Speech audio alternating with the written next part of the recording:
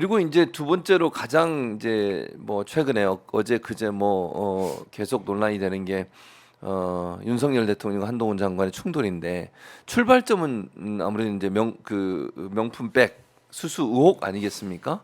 그동안 대통령실에서 이걸 침묵을 지켜오다가 해명이라고 내놓은 게 있어요. 제가 한번 읽어드릴 또 권익위 위원장을 하셨으니까 그분이 전문가시니까 네. 제가 좀 이해가 안 돼서 그러는데 뭐라고 대통령실에서 해명을 했냐면 김건희 여사가 받은 명품 가방을 대통령 부부에게 접수된 선물이라고 규정을 했습니다. 대통령 부부에게 접수되는 선물. 여기 한동훈 장관이 들어간 선물 이렇게 네. 강조하기 위해서 선물 네. 따옴표 선물이라고 규정을 했어요. 그래서 관련 규정에 따라 보관하고 있다고 그랬어요. 그러니까 받은 것도 인정했고 보관하는 거 인정했어요. 네. 근데 이거는 대통령 부부에게 접수된 선물이래요. 이렇게 규정을 했습니다. 그 다음에 이게 그러면 두 가지 법이 이제 적용이 가능해요. 만약 이게 사실이라고 하면 이 주장이 맞으려면 대통령 기록물법에 보면 법 2조에 대통령 직무수행과 관련하여 받은 선물로서 국가적 보존 가치가 있는 선물일 경우에 가능합니다. 국가적 보존 가치가 있는 선물. 이게 그런 가치가 있는지 모르겠고요. 그리고 그게 아니라면 두 번째 어떤 법이 가능해요? 공직자윤리법 제15조에 보면 대통령 기록물로 강조한다라고 돼 있고요. 시행령에는 대통령 기록물로 간주된 대통령 선물의 경우 등록 정보를 생산해 관리해야 한다고 규정을 하고 있습니다. 근데 과연 이게 이 명품 가방이 국가적 보존 가치가 있는 외국으로부터 받은 선물이냐, 대통령에게 준 선물이, 대통령 부부에게 준 선물이냐, 그렇게 생각하세요? 어떻게 생각하세요? 네, 아마 이제 이게 예. 청탁금지법 위반이다. 예, 예, 예. 그래서 제가 방송 이런 데 나가서 음. 명백한 청탁금지법 네, 그렇게 위반이고 말씀하셨죠. 그리고 그런 범죄 행위로 획득한 예. 이런 이제 범행에 사용된 물건이기 때문에 일종의 작물이 예, 될 수 그렇게 있다. 말씀하셨죠. 그리고 보관을 할 경우는 작물 보관죄다. 예. 성립할 수 있다. 이제 이렇게 말씀을 했는데 그랬었죠. 아마 대통령실에서 한 달 동안 이걸 어떻게 고민한 것 규정을 같아요. 할지 예, 맞아요. 고민을 한 것 같습니다. 예. 그리고는 이제 이게 의례적으로 받는 선물로 그걸 이제 뭐 보관을 하는 이런 걸로 이제 이론을 구성한 것 예, 같습니다. 예, 예. 근데 그는 뭐 상당히 음. 좀 뭐 구차한 변명이다 구차한 변명이다. 이렇게 생각이 들고요. 네. 그 사건의 실질 대통령 영부인께서 공식 석상에서 이렇게 그 명품 선물을 받았다는 그는 청탁금지법 위반이라는 그런 사실은 변하지 않는 거다 네. 이렇게 생각을 합니다. 엄정한 그러니까. 잣대를 대면 예. 그래서 거기에 대해서는 사실은 오히려 지금 국민들 앞에서 그런 부분에 대해서 사과하고 법적인 처벌을 받아야 되는 그렇죠. 그런 사안이거든요. 맞습니다. 그래서 이렇게 좀 얼렁뚱땅 그냥 선물이고 그렇다라고 넘어갈 일은 아니고요. 그리고 청탁금지법에 의하면 이런 그 청탁금지법 위반으로 받은 이런 이제 물품 등에 대해서는 반드시 공직자인 대통령이 그 내용을 감사원이나 권익이나 수사기관에 신고를 해야 됩니다. 되죠. 신고 의무를 이행하지 않고 또 이거를 제공자에게 즉시 반납을 해야 됩니다. 그래서 그런 의무를 대통령께서 이행을 하지 않은 것은 대통령의 청탁금지법 그렇죠. 위반입니다. 예. 이거는 헌재에서도 한번 판단을 받은 사안이에요. 배우자에 대해서 그렇게 신고하거나 반납하지 않은 게 공직자의 문제가 있느냐. 그래서 그 부분에 대해서는 합헌이라는 이런 결정이 있었던 걸로 알고 있습니다. 네. 그래서 이 부분에 대해서는 대통령의 청탁금지법 위반, 김건희 여사의 청탁금지법 위반 이 부분은 건의위원장으로서 전직 건의위원장으로서 그 부분은 명확하다고 저는 보고 있고요. 지금이라도 즉시 반납하고 국민들께 사과하고 예. 법에 따른 처벌을 받아야 받아야 된다 된다. 이렇게 생각합니다. 그러니까요. 그래서 이제 그 언론사들이 그러면 그렇게 주장을 하니까 또 하나 법을 이제 가져와서 얘기를 했어요. 공직자윤리법 제15조에 보면 공무원이 외국으로부터 선물을 받거나 직무와 관련해 외국인에게 선물을 받으면 소속 기관 단체와 장에게 신고하고 그 선물을 인도하여야 한다고 규정했다. 가족이 받은 경우도 동일하다 이렇게 얘기했습니다. 그러니까 이게 사실은 외국인이라고 하는 걸 또 들고 나온 이유가 그 최재형 목사라는 분이 미국 시민권자잖아요. 네, 네. 그러니까 그분이 외국인이니까 외국인한테 받은 거는 소속 기관장 단체장에게 신고하고 선물을 인도해야 한다고 규정을 하고 있다 이렇게 주장을 하는 것 같은데 이것도 사실은 논리적으로 맞지 않는 것 같아요. 지금 말씀하신 것처럼 이 법에 규정된다면 이건 공개적으로 받아야 되는 거잖아요. 네. 예를 들면 공개석상에서 외국인이나 외국 단체가 대통령을 예방하거나 아니면 대통령실을 방문해서 선물을 가져와서 그 선물을 제공했다면 그건 공개적으로 받는 거지. 이렇게 소위 그분들이 얘기하는 소위 대통령실이나 여당에서 얘기하는 몰래 카메라로 찍을 만큼 은밀하게 전달이 된 거잖아요. 네. 사적인 장소에서 이걸 어떻게 이 공직자윤리법에 근거해서 해석할 수 있는지 저는 좀 이해가 안 됩니다. 그 규정에 예. 따른다 하더라도 예. 그는 즉시 신고하고 그렇죠. 또 그걸 남겨야 돼요. 네, 기록을 기록을. 남기고 예, 예. 보관을 해야 되니까. 그렇죠. 근데 그런 거는 지금 현재까지는 밝혀지지 저희들이 않고 국민들에게는 그런 예. 부분에 대해서 아무런 대통령실의 입장이 없었거든요. 예. 그래서 사실 이 사건이 불거지고 난 이후에 대통령실이 이 내용을 인지를 한 것 같고 그거는 이 법에 관련 법에 따라서 대통령 기록물법이나 예. 공직자윤리법에 의해서 예. 관리되고 있지 않았다는 것을 의미를 하거든요. 강조하는 거죠. 그래서 지금 와서 그걸 맞습니다. 그런 법을 이제 찾아서 이렇게 들이대는 것은 좀 상당히 구차한 변명이다 그렇죠. 이렇게 보입니다. 그러니까 위원장님 말씀처럼 이거는 청탁금지법 명백한 청탁금지법 위반 행위다 이렇게 보는 게 맞겠다는 말씀이신 거죠. 그래서 이제 이 문제 때문에 사실은 한동훈 지금 비대위원장과 윤석열 대통령이 충돌하는 양상을 보이고 있고 대통령실에서는 개입하지 않았다고 얘기하지만 그 말이 나온 시점도 좀 저는 상당히 애매하다고 생각해요. 그러니까 한동훈 비대위원장이 어제 국회에서 인터뷰하면서 뭐라고 얘기하냐면 기자들이 질문에 자기한테 사퇴를 요구했고 본인은 거절했다 그랬습니다. 그럼 네. 이거는 비서실장이 본인을 찾아와 사퇴를 요구한 걸 기정사실한 거잖아요. 확인해 준 거잖아요. 이건 명백한 당무 개입 아닙니까? 대통령실에? 그게 한동훈 장관의 말이 사실이라면 예. 명백한 대통령의 그 여당에 대한 당무 당무 개입. 개입이고 이거는 대통령의 정치적 중립 의무 위반이고 이 부분은 탄핵 사유도 될 수 있는 매우 위중한 사안이다 이렇게 예. 생각을 합니다. 그래서 사실 대통령 비서실장이라면 대통령의 어떻게 보면 이제 분신 그렇죠. 같은 의사를 이제 전달하는 그런 거죠. 예, 입장인데 예. 한동훈 비대위원장이 거짓말한 게 아니라면 대통령이 직접적으로 집권 여당의 비대위원장을 물러나라 이렇게 한 거기 때문에 이거는 매우 그 국기문란이고 이 지금 현재 집권 여당이 어디로 가고 있는지를 보여주는 그런 지금 한 단면이다. 그러니까요. 네, 매우 그러니까- 위중한 사안이다 네. 이렇게 봅니다. 박근혜 전 대통령을 지난번에 특검에서 처벌할 때도 사실은 이 당무 개입이나 선거 개입 관련해서 논란이 돼가지고 실형까지 받았지 않습니까? 맞습니다. 그리고 고 노무현 대통령께서도 뭐 발언한 열린 거 우리당이 가지고. 뭐 네, 좀 맞아요. 뭐 잘 됐으면 그 좋겠다로 발언 하나 한 거 가지고 탄핵까지 네. 사실 거의 간 걸로 이제 그렇죠. 물론 탄핵은 안 안 됐습니다만 됐지만 국회가 통과하는 그렇게 거죠. 예, 예. 엄청나게 정치적 논란을 예, 예. 빚었는데 그러니까요. 이번은 그 사안보다 훨씬 더 훨씬 크죠. 위중한 사안이고 직접적인 개입으로 볼 수 있잖아요. 네. 그래서 이거는 뭐 총선 개입이라고도 볼 수 있고요. 네. 그래서 이 여당의 정치적 중립성을 지켜야 되는 대통령이 직접적으로 그렇게 여당의 대표의 그런 안위에 관해서 말을 했다는 것은 이거는 뭐 매우 심각한 사안으로 볼 수 있습니다. 일부에서는 이게 뭐 약속대련이다 이런 주장을 하시면 쇼다 이런 주장을 하신 분이 있는가 하면 일부에서는 아니다 이건 직접적인 충돌로 보여진다라고 얘기를 하고 있는데 전현희 위원장 보실 때는 어느 쪽이라고 보시는 거예요? 저는 예. 처음부터 이거는 그냥 진검승부인 것 같다 네, 그런 생각을 했습니다. 네. 그리고 사실 맨 처음에 한동훈 비대위원장이 지명이 될 때에 오래가지 못할 것 같다. 한 두세 달이면 두세 달? 예, 그러니까 선거 직전에 아마 좀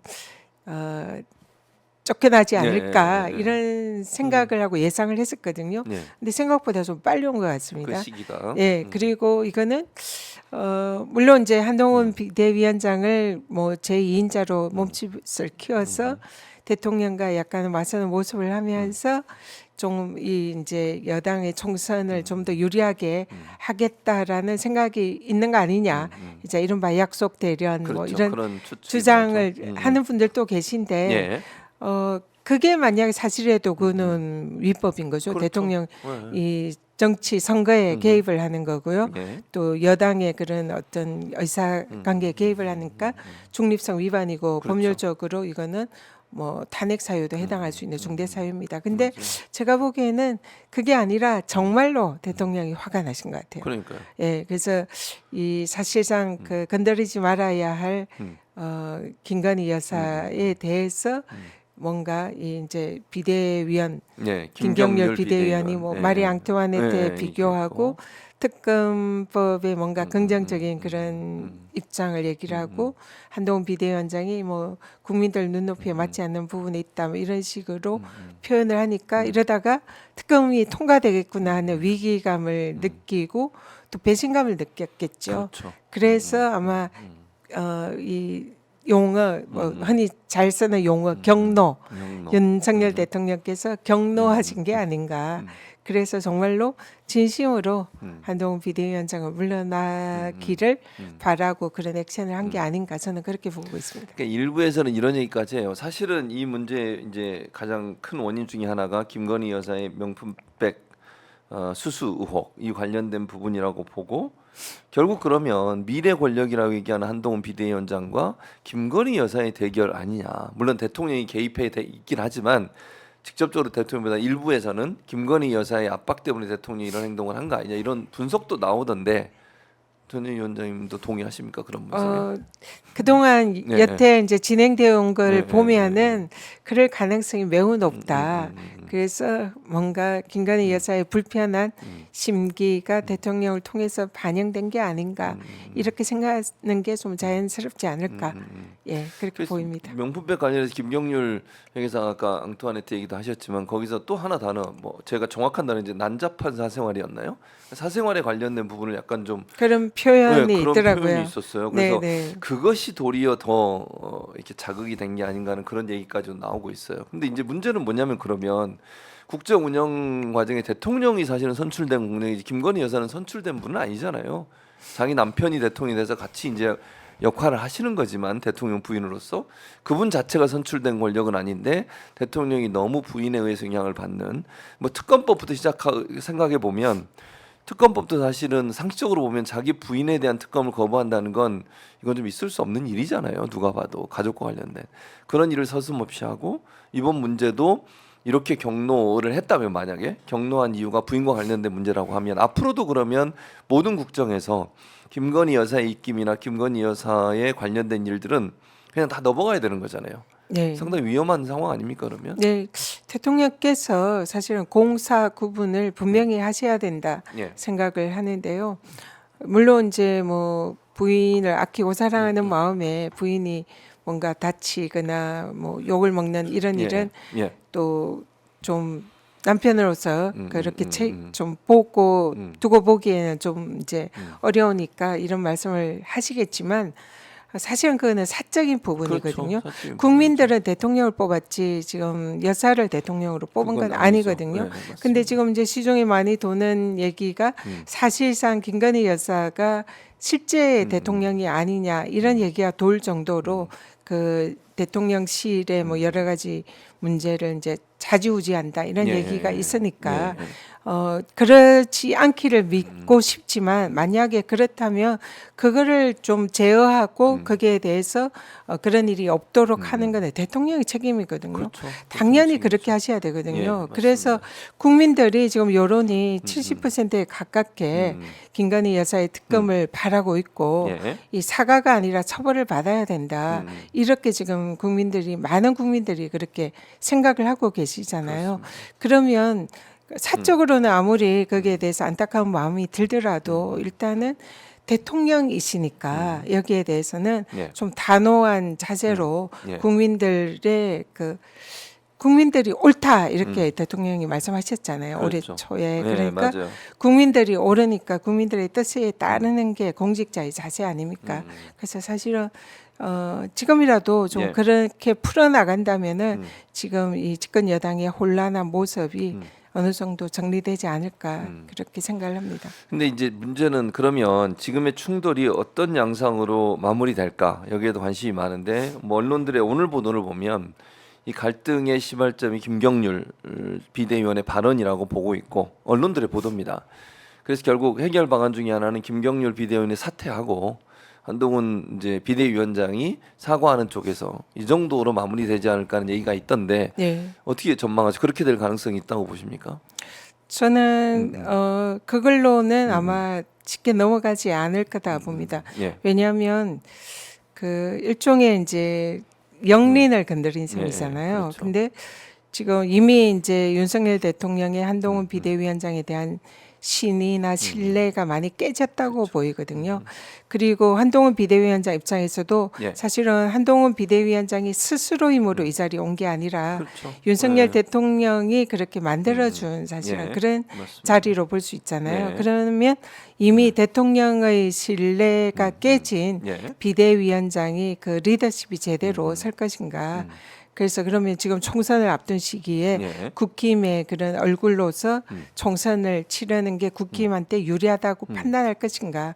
저는 아니라고 보거든요. 그래서 국힘 내부에서도 한동훈 비대위원장의 사퇴 주장이 많이 높아질 걸로 보고요. 실제로 한동훈 비대위원장도 힘이 많이 빠졌기 때문에 사실은 결국은 사퇴하지 않을까. 저는 이렇게 생각합니다. 근데 만약에 한동훈 비대위원장이 사퇴를 하게 되면 한동훈 비대위원장의 정치 인생은 상당히 큰 타격을 받잖아요. 본인도 어쨌든 뭐 대선 후보급으로 자꾸 이렇게 부상하려는 시도를 하고 있는 걸로 저는 개인적으로 생각을 하는데 이번에 만약 이런 압박 때문에 사퇴를 하게 되면 대선 후보까지 가는 길에 상당히 좀 험난하거나 어렵지 않을까요? 이제 어렵게 되겠죠. 예, 예, 정치적 생명은 비대위원장 그만두면은 아마 이제 없어지지 끝날 않을까. 거다. 네. 그리고 윤석열 대통령이 그러면 한동훈 비대위원장이 많이 사퇴하고 나면 그 뒤에도 가까이 하기보다는 조금 멀리하는 그런 태도를 거리를 둘 네, 가능성이 네. 높죠. 근데 뭐 그는 또 사적인 부분에서는 두 분 사이가 어떤지는 모르니까 뭐 그 이후에 또 다른 형태로 뭐 제기를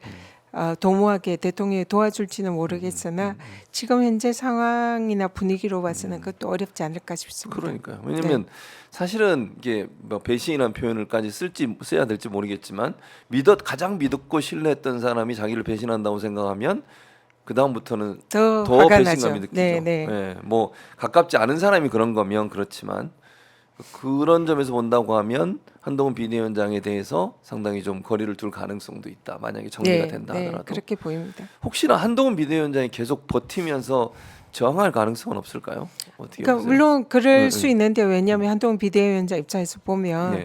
지금 이제 그 물러나라 해서 물러나면 네. 사실은 모든 게 잃는다고 볼 수 있잖아요. 그렇죠. 그럴 원래 수 있죠. 계획은 뭐 언론 기사에 보니까 비대위원장 임기를 이제 잘 마치고 예. 총선을 잘 이끌고 그 다음에 다시 내각으로 들어간다 뭐 이런 이제 보도가 있더라고요. 근데 이제 사실상 그 길이 대통령이 저렇게 격려하면서 이게 예. 차단된 게 아닌가. 그리고 거의. 한동훈 예. 비대위원장도 그런 걸 느낄 거거든요. 예. 그러니까 이제 그 가급적 이 자리를 계속 지키고 싶어 하겠지만 지금 뭐 국힘이나 대통령의 분위기로 봐서는 그것도 쉽지 않을 쉽지 거다. 않을 거다. 네, 그렇게 보입니다. 오늘 아침에 안철수 의원도 여기 이제 뭐 인터뷰를 했는데 인터뷰 내용을 보니까 윤석열 한동훈이 만나서 풀어야 된다라는 전제를 하되 근데 디올백 이슈는 풀고 가야 된다 이랬어요. 네. 그러니까 여기다 다시 또 기름을 한 번 더 부은 건데 안철수 의원은 왜 이러실까요? 이 이제 네. 두 분이 이렇게 사이가 벌어지면서 거기에 이제 새로운 존재감을 부각하려는 본인이 거겠죠. 네. 그리고 어쨌든 안철수 의원 입장에서는 이게 이 이슈가 국민들의 지지를 받고 있는 그렇죠. 김건희 여사 네, 특검에 네, 대한 맞아요. 그 주제는 그래서 거기에 대해서 뭔가 국민들의 좀 입장에 부응하는 그런 발언을 하면서 본인의 존재감을 높이려는 그런 시도로 보이죠. 네. 근데 그러면 이게 총선 앞두고서 지금 사실은 국민의힘 내부에 있는 의원들 입장에서는 이 문제를 어떻게 볼까? 물론 겉으로 드러내서 얘기한 사람은 많지 않잖아요. 근데 속으로 야 이러다가 다 망해. 예를 들면 한동훈 비대위원장까지 물러난다고 생각을 해보세요.